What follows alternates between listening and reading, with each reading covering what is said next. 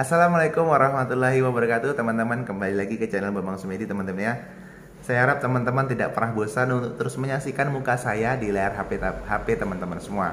Baiklah teman-teman, di channel ini kita akan membahas tentang obat-obatan, kita akan membahas tentang farmasi, kita akan membahas tentang apoteker, dan isu-isu terkait dunia kefarmasian. Oke teman-teman, pada video kali ini kita akan membahas apa? Kita akan membahas obat diare.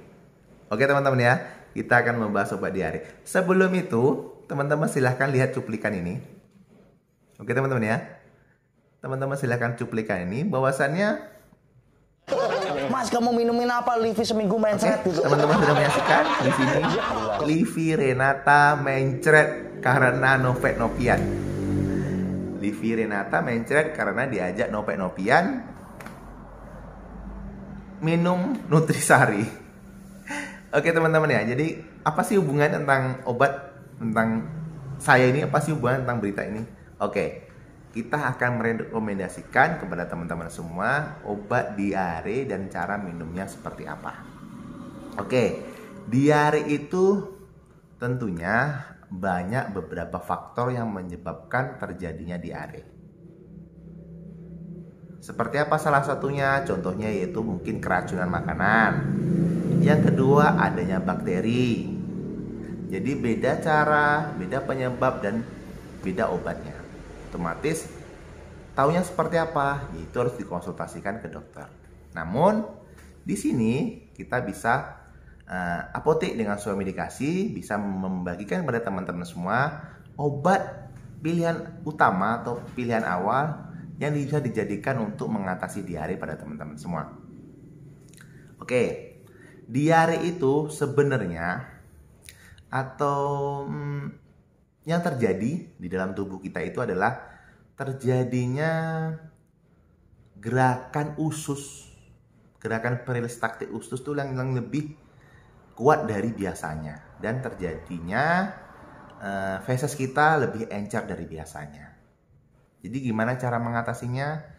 Yang cara pertama yang mengatasinya itu kita menghentikan atau memperlambat, kita tepatnya memperlambat gerakan peristaltik usus tersebut. Jadi seandainya usus kita tuh awalnya kerja keras, tap seperti ini kan, kita gerakan ususnya kita rubah atau kita simulasi supaya gerakannya itu lebih melambat.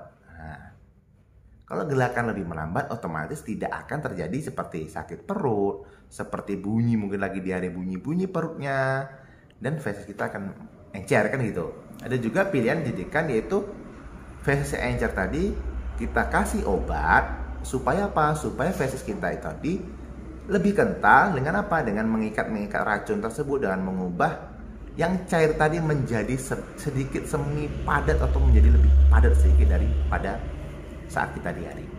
Oke, pilihan obat pertama apa? Untuk dewasa, kita membahas masalah di dewasa gitu teman-teman ya. Pilihan pertama, teman-teman bisa menggunakan obat loperamid. Oke, ini obatnya teman-teman ya. Obat loperamid terserah teman-teman memakai apa. Bisa memakai yang udah terkenal itu seperti apa? Imodium, bisa memakai Lodia, Diadium, dan lain sebagainya.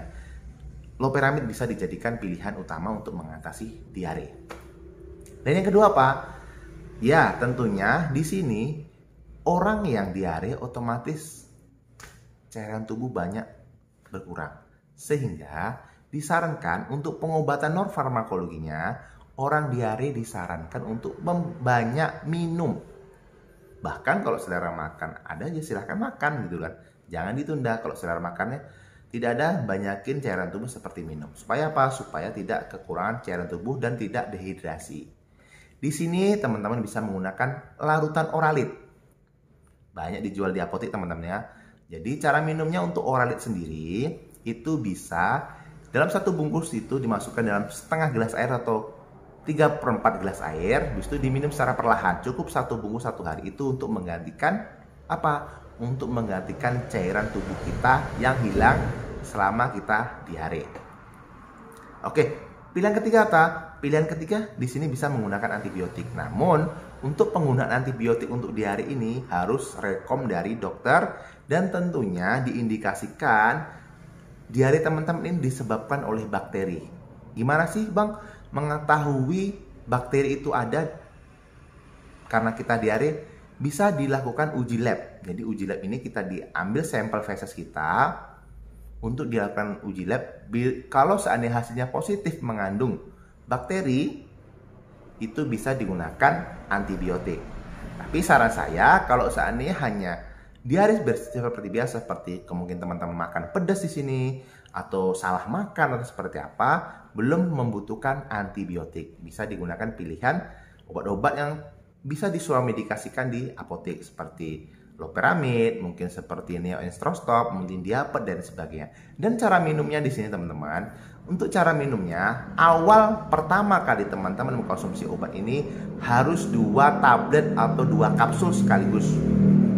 Gunanya apa? Gunanya karena frekuensi terlalu tinggi, kita langsung memberikan 2 dosis supaya cepat gitulah, supaya cepat bereaksi obat tersebut. Apakah tidak overdosis? Tidak, karena seperti itulah aturannya. Kalau seandainya nanti masih juga timbul diare, maka teman-teman di minimal 3 jam setelah konsumsi obat pertama, silahkan konsumsi dengan frekuensi kedua, itu cukup 1 kapsul atau 1 tablet. Dan untuk ketiganya, frekuensi ketiga cukup 1 tablet ataupun 1 kapsul. Jadi yang diminum 2 itu hanya pada saat mengkonsumsi awal saja. Itu berlaku untuk sediaan loperamid, itu berlaku untuk diapet, atau itu berlaku untuk neoenstrostop dan untuk lain sebagainya. Dan oralitnya gimana bang? Oralitnya cukup teman-teman mengkonsumsi 1 kali sehari 1 gelas minimal selama 5 hari. Walaupun teman-teman sudah sembuh, sudah hilang, sudah tidak ada diare, teman-teman harus tetap mengkonsumsi oralit minimal 5 hari ke depan. Supaya apa? Supaya cairan-cairan dalam tubuh yang hilang tadi pasca atau saat kita diare itu bisa kembali terpenuhi lagi. Oke teman-teman ya. Jadi pilihan tepat untuk mengatasi diare yaitu bisa menggunakan loperamid, bisa menggunakan herbal lainnya seperti diapet, neoenstrostop dan lain sebagainya, menggunakan oralit, sediaan oralit, dan pilihan berikutnya bila sudah mengetahui bahwasannya itu adanya bakteri atau adanya setelah uji di feses kita bisa menggunakan antibiotik tentunya dengan atas rekomendasi dokter. Jadi hubungannya dengan kasus Levi Renata yang diare tadi, kan di sini penyebabnya Levi Renata diare karena nutrisari gitu kan. Jadi tidak respon tubuhnya atau respon dalam pencernaannya tidak biasa dengan menerima minuman tersebut. Mungkin bisa digunakan loperamid sekaligus minum 2 pada awal. Berikutnya setelah 4 jam atau 3 jam minum 1, kalau masih diare juga minum 1 lagi. Kalau seandainya minum 2 pertama sudah hilang diarenya, tidak perlu dilanjutkan kembali. Dan tetap mengkonsumsi oralit untuk menggantikan cairan tubuh.